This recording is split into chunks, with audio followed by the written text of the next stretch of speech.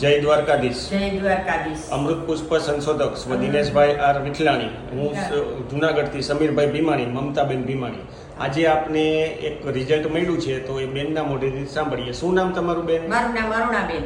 અને ક્યાંથી આવો છો? જુનાગઢથી. અને શું તકલીફ માટે અમૃત પુષ્પ લઈ ગયા હતા?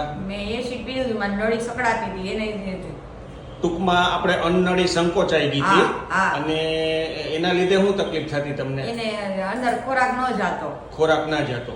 બરાબર છે. પછી આપણે અમૃત પુષ્પ લઈ ગયા. આપણે કેટલી બોટલનો કોર્સ પૂરો થયો? હજી એક બોટલનો કોર્સ પૂરો કર્યો. એક બોટલના કોર્સથી અત્યારે કેટલી રાહત છે? અત્યારે ઘણી રાહત થઈ ગઈ છે. હું જમી શકું, બધું કરી શકું. બરાબર. ટૂંકમાં અમૃત પુષ્પ ચાલુ કર્યું એ પહેલા કેટલો ખોરાક હાલતો? એ અડધી રોટલી ન જાતી. હવે અત્યારે વહી જાય છે આખી રોટલી. અત્યારે કેટલું જમો છો? અત્યારે બપોરે 3 રોટલી, સવારે 2 રોટલી. બરાબર છે. ટૂંકમાં તમારો ખોરાક એ વધી ગયો અને હવે પાછું ગળામાં અટકાય છે કે નહીં? નથી અટકાતું. બરાબર છે. ટૂંકમાં જે અટકાતું એ હવે બંધ થઈ ગયું છે. બંધ. અને લેવા આવ્યા બોટલ ત્યારે કેટલો વજન હતો?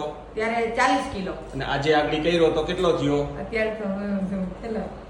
43,500. એટલે ટૂંકમાં 3.5 કિલો વજન વધ્યો છે. 3.5 કિલો. અને જે થાક લાગતો ને એમાં બધામાં સરસ થઈ ગયું. ઘણું બધું રિઝલ્ટ કહેવાય.